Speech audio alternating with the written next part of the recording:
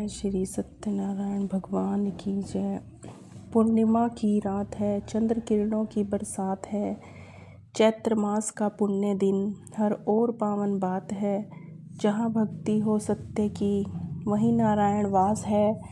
जो सुने यह पावन कथा, कटे उसके सब त्रास हैं। हरे कृष्ण। चैत्र पूर्णिमा का एक ऐसा दिन है जब चंद्रमा अपनी 16 कलाओं से पूर्ण होता है और धरती पर दिव्यता बरसाता है। इसी शुभ तिथि पर जब श्रद्धा और आस्था से ओतप्रोत होकर श्री सत्यनारायण भगवान का पूजन और व्रत किया जाता है तो जीवन के समस्त संकट दूर हो जाते हैं और सुख समृद्धि की वर्षा होती है। तो आइए प्रिय श्रोताओं, आज हम सभी श्रद्धा और भक्तिभाव से अपने मन को शांत करके सुनते हैं श्री सत्यनारायण भगवान की यह दिव्य और कल्याणकारी कथा। सभी मिलकर प्रेम से बोलिए, गौरी पुत्र गणेश की जय, श्री सत्यनारायण भगवान की जय। एक बार नैमिषारण्य क्षेत्र में एक तीर्थ शौनक आदि ऋषियों ने श्री सूत जी महाराज से पूछा, हे महामुनि, किस व्रत या तप से अभिष्ट फल की प्राप्ति होती है? हम यह आपसे सुनना चाहते हैं, कृपया बताइए। तब श्री सूत जी बोले, देवऋषि नारद ने यही बात भगवान कमलाकांत से पूछी थी। हे ऋषियों, उन्होंने इसका जो उत्तर दिया था उसी को अब आप सभी को ध्यानपूर्वक सुनिए।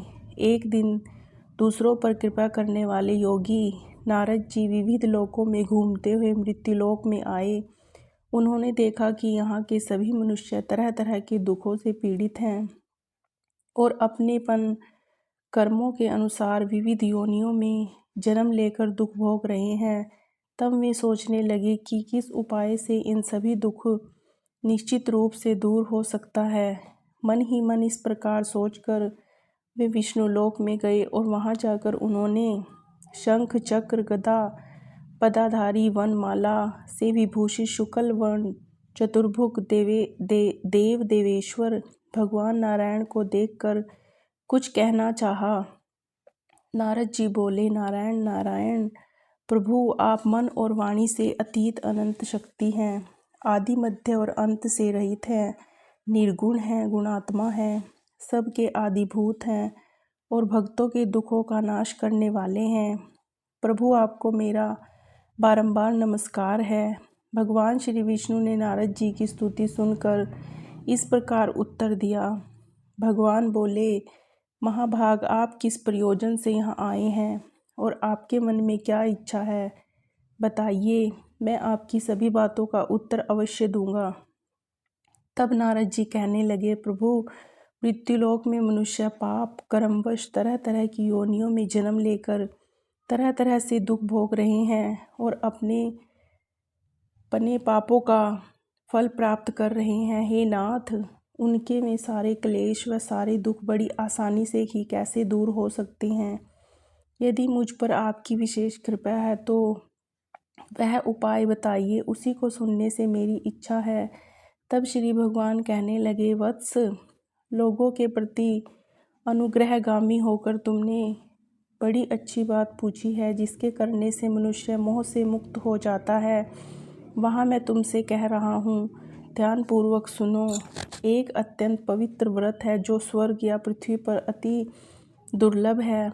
मैं स्नेहवश, हे विप्र, आज उसको प्रकट कर रहा हूँ। इस व्रत का नाम है सत्यनारायण व्रत। इसको भली भांति विधान पूर्वक बतलाता हूँ। इस व्रत का सम्यक रूप से अनुष्ठान किए जाने पर इस लोक में सुख भोग कर मनुष्य परलोक में मोक्ष को प्राप्त कर लेता है। भगवान की इस बात को सुनकर नारद जी ने फिर कहा, हे प्रभु, इस व्रत का क्या फल है, उसकी क्या विधि है, किसने यह व्रत किया था और कब किया था, यह सब भी विस्तार पूर्वक बतलाइए। तब श्री भगवान बोले, इस व्रत से दुख शोक आदि का नाश होता है और धन धान्य की वृद्धि होती है और यह व्रत सौभाग्य, संतति और सर्वत्र विजय प्रदान करता है। मनुष्य भक्ति श्रद्धा के साथ जिस किसी दिन यह व्रत कर सकता है, परंतु सत्यनारायण देव निशा मुक्त अर्थात संध्या के समय पूजे जाने पर संतुष्ट होते हैं। धर्मपरायण मनुष्य ब्राह्मण और बंधु बांधवों के साथ यह व्रत करें। भक्ति के साथ भोग लगाएं। भोग उत्तम पदार्थों का होना चाहिए। भोग सवा के हिसाब से, जैसे सवा छटाक, सवा पाव, सवा सेर आदि होना चाहिए। केला, घी, दूध, गेहूँ का आटा न मिलने पर चावल का आटा और चीनी अथवा गुड़ का भी भोग लगाना चाहिए। यह सभी चीज़ें परिमाण के सवा के हिसाब से ही होनी चाहिए। सबको एकत्रित कर निवेदन करना चाहिए। फिर घर के लोगों के साथ कथा सुनकर योग ब्राह्मण को दक्षिणा देनी चाहिए। इसके बाद ब्राह्मणों को प्रसाद खिलाकर अपने बंधु बांधवों के सहित भक्तिपूर्वक खुद भी प्रसाद ग्रहण करना चाहिए और भगवान के सामने प्रेम परवश होकर नाचना और गाना चाहिए। इसके बाद स्तुति करके श्री सत्यनारायण भगवान का स्मरण करते हुए घर जाना चाहिए। इस प्रकार करने पर मनुष्यों को निश्चित ही मनोवांछित फल प्राप्त होगा। विशेषकर इस कलयुग में तो सत्यनारायण व्रत के अलावा पृथ्वी पर अभीष्ट सिद्धि का और कोई उपाय है ही नहीं। पूर्व काल में एक ब्राह्मण इस व्रत को करके कृतकृत्य हो गए। अब उनकी कथा कहता हूँ, सुनो। काशीपुर ग्राम में एक निर्धन ब्राह्मण रहते थे। वे भूख प्यास से व्याकुल होकर सदा पृथ्वी पर भटका करते। ब्राह्मण को दुखी देखकर ब्राह्मण प्रिय भगवान वृद्ध ब्राह्मण का रूप बनाकर उनके पास आए और उन्होंने बड़े आदर से पूछा, हे ब्राह्मण देवता, आप किस लिए अत्यंत दुखी होकर सारी पृथ्वी पर भटक रहे हैं? अगर आपकी इच्छा हो तो सारी बात मुझसे कहिए, मैं सुनना चाहता हूँ। ब्राह्मण ने कहा, मैं बड़ा गरीब हूँ और भीख मांगने के लिए इस प्रकार भटकता रहता हूँ। आप कोई उपाय जानते हो तो हे प्रभु कृपया पूर्वक मुझे बताइए। वृद्ध ब्राह्मण ने कहा, सत्यनारायण विष्णु भगवान मनचाहा फल देते हैं। हे ब्राह्मण, आप श्री सत्यनारायण भगवान का उत्तम व्रत करें। मनुष्य इस व्रत को करके सभी दुखों से मुक्त हो जाता है। भगवान बोले, वृद्ध बने। वे सत्यनारायण ब्राह्मण को आदरपूर्वक व्रत की पूरी विधि बताकर वहाँ से अंतर्ध्यान हो गए। इसके बाद में ब्राह्मण मन ही मन भगवान का चिंतन करते हुए अपने घर लौट आए। उन्होंने समझा कि नारायण ने ही मुझको यह व्रत बतलाया है, इसलिए मैं इस व्रत को अवश्य रखूँगा। ब्राह्मण इसी सोच विचार में रहे। उनको रात में नींद नहीं आई। प्रातःकाल उठते ही मैं सत्यनारायण व्रत करूँगा, यह संकल्प करके वह ब्राह्मण भिक्षा के लिए चल दिए। उस दिन ब्राह्मण को और दिन की अपेक्षा अधिक धन की प्राप्ति हुई। उसके द्वारा उन्होंने बंधु बांधवों के साथ सत्यनारायण भगवान का व्रत किया और उस व्रत के प्रभाव से वे श्रेष्ठ ब्राह्मण सभी दुखों से छूटकर संपूर्ण संपत्ति से संपन्न हो गए। तभी से वे हर महीने श्री सत्यनारायण व्रत करने लगे। श्री भगवान ने आगे कहा, हे देव ऋषि, वे उत्तम ब्राह्मण वृद्ध रूपधारी नारायण के द्वारा व्रत को जानकर सभी पापों से मुक्त हो गए और उन्होंने दुर्लभ मोक्ष की प्राप्ति की। हे नारद, जिस समय इस व्रत का पृथ्वी में प्रचार होगा उसी समय मनुष्यों के सभी दुख नष्ट हो जाएंगे। श्री सूत जी बोले, हे ऋषियों, नारायण ने महात्मा नारद को जैसा कहा था ठीक वैसा ही मैंने आप लोगों से कह दिया। अब और क्या कहूँ। तब ऋषियों ने पूछा, इसके बाद पृथ्वी पर इस व्रत का अनुष्ठान किस मनुष्य ने किया था? हे मुनि, यह सब हम सुनना चाहते हैं। इस विषय में हमारे मन में बड़ी श्रद्धा हो गई। तब श्री सूत जी कहने लगे, मुनियों, उसके बाद पृथ्वी पर किसने यह व्रत किया, यह भी सुनो। एक दिन वे श्रेष्ठ ब्राह्मण अपने बंधु बांधवों के साथ अपने वैभव के अनुसार व्रत कर रहे थे। उसी समय वहाँ एक लकड़हारा आया। लकड़हारे ने लकड़ी बाहर रख दी और वह ब्राह्मण के घर अंदर चला गया। उस समय वह प्यास से पीड़ित था। उन ब्राह्मण को कार्य में लगा देख प्रणाम करके उनसे पूछा, महाराज, आप यह क्या कर रहे हैं? ब्राह्मण ने कहा, श्री सत्यनारायण भगवान का व्रत है। यह व्रत बहुत दरिद्रता का नाश करने वाला है और सभी प्रकार की इच्छित वस्तुओं को देता है, पुत्र पौत्र आदि की वृद्धि करता है। इस व्रत के प्रभाव से ही धन धान्य आदि महान समृद्धि से मेरा घर भर गया। ब्राह्मण की इस बात को सुनकर लकड़हारे को बड़ी प्रसन्नता हुई। वह जल पीकर और प्रसाद लेकर शांत मन से श्री सत्यनारायण देव का चिंतन करता हुआ अपने नगर में चला गया। उसने मन ही मन कहा कि आज लकड़ियों के बेचने पर मुझे जो कुछ भी मिलेगा उसी के द्वारा मैं श्री सत्यदेव का यह उत्तम व्रत करूँगा। इस प्रकार मन में विचार कर वह लकड़ियों के बोझ को सिर पर उठाकर नगर में धनियों के रमणीय स्थान में पहुँच गया। आज लकड़हारे को लकड़ियों का दुगना दाम मिला और उसका मन प्रसन्न हो गया। वह पके हुए केले, चीनी, घी, दूध और गेहूं का आटा सब वस्तुएं सवाई हिसाब से लेकर घर पहुंचा। इसके बाद बंधु बांधवों को निमंत्रण देकर उसने विधि पूर्वक यह व्रत किया। इस व्रत के पुण्य प्रभाव से यह लकड़हारा धन और पुत्र से संपन्न हो गया। इस लोक में सभी सुख भोग कर अंत में सत्यपुर अर्थात बैकुंठ लोक को प्राप्त हुआ। श्री सूत जी महाराज कहने लगे, हे ऋषियों, अब एक और घटना कहता हूँ, सुनो। पूर्व काल में उल्कामुख नाम का एक जितेंद्र सत्यवादी प्रबल पराक्रमी राजा था। वे बुद्धिमान राजा प्रतिदिन भगवान के मंदिर में जाते और धन देकर ब्राह्मणों को संतुष्ट करते। उनकी पत्नी का नाम था भद्रशिला। वह सरोज वदना पर मुग्धा और पतिपरायणी सती थी। राजा रानी के साथ समुद्र के तट पर जाकर श्री सत्यनारायण का व्रत करते थे। एक दिन जब राजा व्रत कर रहे थे, एक साधु नामक वाणिक वहां पर आया और वह व्यापार के लिए नाना प्रकार के रत्न आदि पदार्थों को अपनी नौका में भरकर लाया। वणिक समुद्र के किनारे नाव को खड़ी करके तट के ऊपर आया और व्रत करते हुए राजा को देखकर उसने विनम्रता पूर्वक पूछा। साधु ने कहा, राजन, भक्ति युक्त मन से आप यह क्या अनुष्ठान कर रहे हैं? इस समय मेरी यह जानने की इच्छा है, इसलिए आप मुझे समझा कर कहिए। राजा बोले, साधु, मैं अपने बंधु बांधवों के साथ अतुलनीय तेज युक्त भगवान श्री विष्णु की पूजा कर रहा हूँ। मेरा यह व्रत पुत्र आदि की प्राप्ति के लिए है। इसके बाद साधु ने राजा को आदर पूर्वक प्रणाम करके कहा, राजन, इस व्रत में सांगोपांग विधि आप मुझे बतलाइए, क्योंकि मैं भी यह व्रत करना चाहता हूँ। मेरे भी संतान नहीं है। इस व्रत से मुझे निश्चय ही संतान की प्राप्ति होगी। ऐसा कहकर उस वणिक अर्थात व्यापारी ने राजा से व्रत की विधि अच्छी तरह पूछकर वहाँ से प्रस्थान किया और अपने व्यापार का काम पूरा करके वह आनंद के साथ घर लौट आया। कुछ ही दिनों बाद उसकी पतिव्रता पत्नी गर्भवती हुई। समय आने पर उसने एक बहुत सुंदर कन्या को जन्म दिया। कन्या शुक्ल पक्ष के चंद्रमा की तरह दिनों दिन बढ़ने लगी। व्यापारी ने उसका जातक कर्म आदि संस्कार करवाकर उसका नाम रखा कलावती। इसके बाद वणिक पत्नी लीलावती के मधुर वचनों में एक दिन अपने पति से कहा, स्वामी, आपने पूर्व में जो सत्यनारायण करने की प्रतिज्ञा की थी, अब उसे पूरा क्यों नहीं कर रहे? साधु ने उत्तर दिया, प्रिय, मैं अपनी पुत्री कलावती के विवाह के समय अब सत्यनारायण का व्रत करूँगा। पत्नी को इस बार इस प्रकार आश्वासन देकर वह साधु वणिक समुद्र के तट की ओर चला गया। इधर पिता के घर में कलावती बढ़ने लगी और उसके बाद धर्म के जानने वाले पिताजी ने जब अपनी पुत्री को विवाह के योग्य देखा, तब अपने बंधु बांधवों से परामर्श करके साधु से वर ढूंढने के लिए कहा।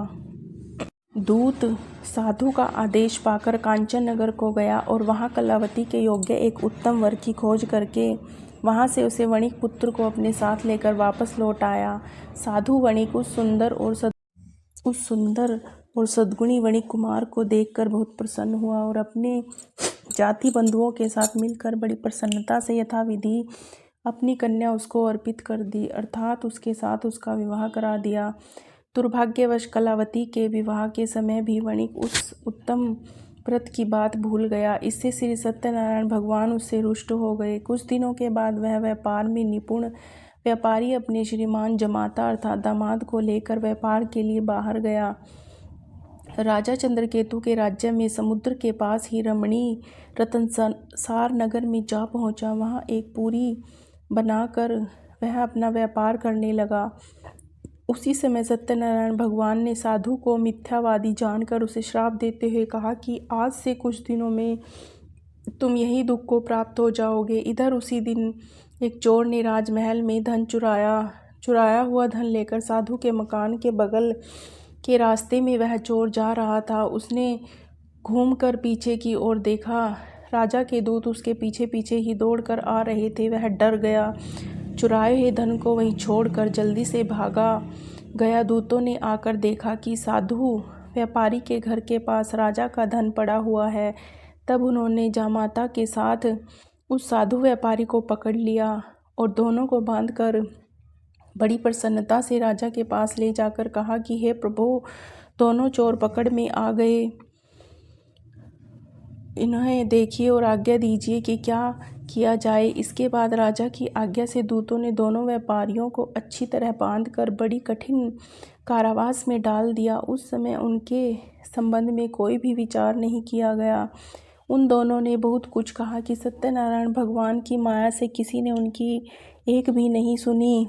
इसके बाद राजा चंद्रकेतु ने उनकी सारी धन संपत्ति छीन ली। इधर सत्यदेव के श्राप से घर में लीलावती और कलावती पर भी दुख आ गया। घर में जो कुछ भी धन संपत्ति थी चोरों ने सारी चुरा ली। लीलावती मानसिक और शारीरिक दुखों से और भूख प्यास से पीड़ित होकर दाने दाने की चिंता में नगर में घर घर भटकने लगी। इस प्रकार कलावती भी प्रतिदिन अन्न के लिए भटकने लगी। एक दिन भूख से व्याकुल कलावती घर से निकलकर किसी ब्राह्मण के घर जा पहुंची। उसने कहा, देखा कि सत्यनारायण भगवान का व्रत हो रहा है। वह वहीं बैठ गई और कथा सुनकर उसने भगवान से मनोरथ पूर्ति के लिए प्रार्थना की। इसके बाद प्रसाद लेकर उसी रात वह अपने घर लौट आई। लीलावती ने अपनी कन्या को बहुत डांट कर कहा कि बेटी, तू इतनी रात तक कहाँ थी, तेरे मन में क्या है? कलावती ने उत्तर दिया, माता, ब्राह्मण के घर सत्यनारायण भगवान का व्रत था, मैं उसी को देख रही थी। श्री सत्यनारायण भगवान का यह व्रत सभी मनोरथों को पूर्ण करने वाला है। अपनी कन्या की बात सुनकर लीलावती भी यह व्रत करने को तैयार हो गई। उस साध्वी साधु पति पत्नी बहुत सुहृद बंधुओं के साथ श्री सत्यनारायण भगवान का व्रत रखा। मेरे स्वामी और दामाद शीघ्र ही घर लौट आए। श्री सत्यनारायण भगवान से उनमें बार बार इस वरदान के लिए प्रार्थना की और कहा, प्रभु, मेरे पति और दामाद का अपराध क्षमा कर दीजिए। और वणिक पति के व्रत से भगवान सत्यनारायण प्रसन्न हो गए। उन्होंने शेष राजा चंद्रकेतु को स्वप्न में दर्शन देकर कहा कि राजन, सवेरे होते ही इन दोनों व्यापारियों को छोड़ देना और उनका जो धन तुमने छीना है उससे दोगुना उन्हें दे देना, नहीं तो मैं राज्य, धन और पुत्र के साथ तुम्हारा नाश कर दूंगा। राजा को स्वप्न में इतना कहकर प्रभु अंतर्ध्यान हो गए। प्रातःकाल होते ही वह राजा अपनी सभा में गए और सज्जनों के साथ वहां बैठकर उन्होंने दूतों को आज्ञा दी कि अभी जाकर उन दोनों बंदी महाजनों को तुरंत कैद से मुक्त कर दो। राजा की आज्ञा पाकर दूतों ने दोनों व्यापारियों को मुक्त कर दिया और उन्हें साथ लेकर विनय पूर्वक राजा ने कहा, महाराज, दोनों व्यापारियों की हथकड़ी बेड़ी खोलकर हम उन्हें यहाँ ले आए हैं। उसी समय उन दोनों के मन में पुरानी बातें याद आई और भगवान सत्यनारायण की महिमा को याद करके वे दोनों व्यापारी विस्मय और भय से विवल हो गए। उन्होंने राजा चंद्रकेतु को प्रणाम किया। राजा ने भी उनको देखकर बड़े आदर से कहा, दैववश तुम्हें यह महान कष्ट भोगना पड़ा, अब तुम्हें कोई भय नहीं है, तुम दोनों को मुक्त कर दिया गया है। इसके बाद राजा चंद्रकेतु ने सोने और रत्नों से बने हुए गहनों द्वारा दोनों व्यापारियों को सुसज्जित किया, बड़ी मीठी वाणी से उनको अति सुख पहुंचाया और छीने हुए धन से दोगुना धन देकर उनसे कहा, साधु, अब अपने घर जाओ। साधु ने राजा को प्रणाम करके कहा, राजन, आपकी कृपा से मैं घर जाने में समर्थ हो सका हूँ।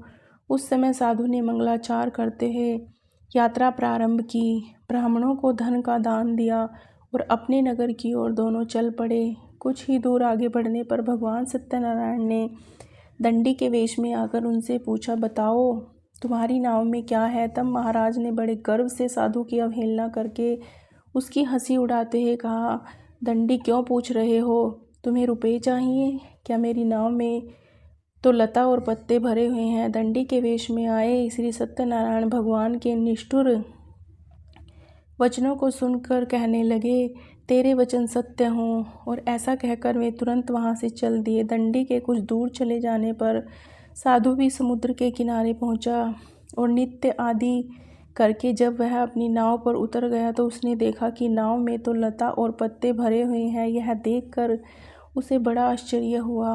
वह मूर्छित होकर धरती पर गिर पड़ा।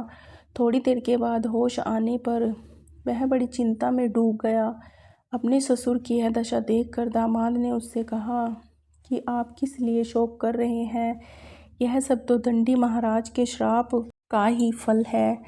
वे सब कुछ करने में समर्थ हैं, वे ही हरता है, इसमें कोई संदेह नहीं। हम दोनों चलकर उन्हीं की शरण ले तो हमारा मनोरथ पूर्ण हो जाएगा। दामाद की यह बात सुनकर साधु व्यापारी दौड़कर दंडी के पास पहुंचा और उनके दर्शन करके भक्तिपूर्वक नमस्कार करके उनसे बोला, महाराज, मैं बड़ा दुरात्मा हूँ। आपकी माया से मुग्ध होकर मैंने जो कुछ कह दिया है उसके लिए मुझे क्षमा कर दीजिए। मैंने आपके सामने दुष्ट वचनों का प्रयोग किया है प्रभु, इसके लिए मुझे क्षमा कर दीजिए। साधुओं का धन है, साधु तो दूसरे का उपकार करने में ही लगे रहते हैं। ऐसा कहकर शोक विकल होकर वह व्यापारी बार बार दंडी महाराज को प्रणाम करने लगा और रोने लगा।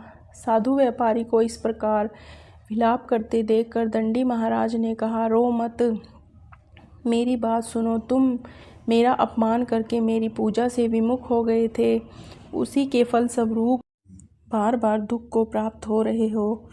भगवान के इस प्रकार के वचनों को सुनकर साधु व्यापारी ने भगवान की स्तुति की। वह प्रणाम करके बोला, हे प्रभु, ब्रह्मा आदि स्वर्गवासी देवता आपकी माया से मोहित होकर आपके आश्चर्यमय रूप और गुणों को नहीं जान पाते।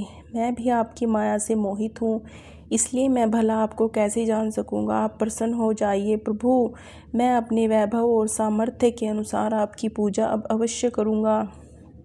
मैं आपकी शरण में हूँ, मुझे पुत्र और धन दीजिए, मेरी रक्षा कीजिए। साधु व्यापारी के इस प्रकार भक्ति युक्त वचनों को सुनकर भगवान जनार्दन संतुष्ट हो गए और साधु को मनचाहा वरदान देकर वह अंतर्ध्यान हो गए। इसके बाद साधु ने नाव पर चढ़कर देखा तो नाव रतन आदि से भरी हुई थी। सत्यनारायण भगवान की कृपा से मुझे मनवांछित फल मिल गया। ऐसा कहकर साधु ने अपने मित्रों के साथ विधिवत सत्यनारायण भगवान की पूजा की और बड़े हर्ष के साथ यात्रा आरंभ की। बड़ी तेजी से नाव चलाकर वे दोनों अपने देश में जा पहुँचे। साधु ने अपने दामाद से कहा, वत्स, वह देखो मेरी नगरी दिखाई दे रही है। इसके बाद साधु ने अपने धन के रखवाले दूत को नगर में भेजा। दूत ने साधु की पत्नी लीलावती के पास जाकर हाथ जोड़कर प्रणाम करते हुए कहा, आपके पतिदेव तरह तरह के रतन धन के साथ अपने दामाद और सुहृद मित्रों के से घिरे हुए आ रहे हैं। साध्वी वर्णिक पत्नी दूत के मुख से अपने पति और दामाद के आने का समाचार सुनकर बड़ी प्रसन्न हुई और सत्यनारायण भगवान की पूजा करके उसने अपनी पुत्री से कहा, पुत्री, मैं अपने पति और दामाद के स्वागत के लिए जाऊंगी, तुम भी तुरंत मेरे साथ चलो। माता की बात सुनकर कलावती ने श्री सत्यनारायण भगवान का व्रत किया, किंतु प्रसाद ग्रहण किए बिना ही वह पति के सामने चल पड़ी। इससे सत्यनारायण भगवान नष्ट हो गए। धन, रतन और दामाद को लेकर नौका जल में अदृश्य हो गई। कलावती ने जब वहां अपने पति को नहीं देखा तो वह शोक से अत्यंत व्याकुल होकर रोती हुई धरती पर गिर पड़ी। वह अपने पति और नाव को न देखने से अत्यंत शोकातुर थी। पुत्री की इस दशा को देखकर साधु व्यापारी बहुत डर गया। उसने सोचा कि यह बड़ा आश्चर्य हो गया। नाव खेलने वाले से भी बड़ी चिंता करने लगे। यह देखकर पतिव्रता लीलावती अत्यंत दुख से विकल होकर विलाप करते हुए अपने पति से कहने लगी, स्वामी, मैंने अभी अभी अपने दामाद को देखा था। क्षण मात्र में ही नौका के साथ दामाद भी अदृश्य हो गए। अब वे कहीं भी नहीं दिख रहे। पता नहीं किस देवता से उन्हें इस प्रकार हरण कर लिया। आप क्या भगवान सत्यनारायण के प्रभाव को नहीं जानते? लीलावती इस प्रकार कहकर विलाप करने लगी। उसी के साथ सारे बंधु बांधव भी रोने लगे। लीलावती अपनी पुत्री को गोद में लेकर रोने विलाप करने लगी। पुत्री कलावती ने स्वामी को डूबा हुआ जानकर बड़े की हृदय से पति को पादुका को लेकर सती होने का निश्चय किया। धर्म को जानने वाला साधु व्यापारी अपनी पुत्री की स्थिति को देखकर अपनी पत्नी के साथ शोक से व्याकुल हो गया। उसने मन ही मन सोचा, निश्चय ही सत्यनारायण भगवान की माया के द्वारा ही मेरे दामाद भी हरे गए हैं। मैं अपने वैभव के अनुसार सत्यनारायण भगवान की पूजा करूँगा।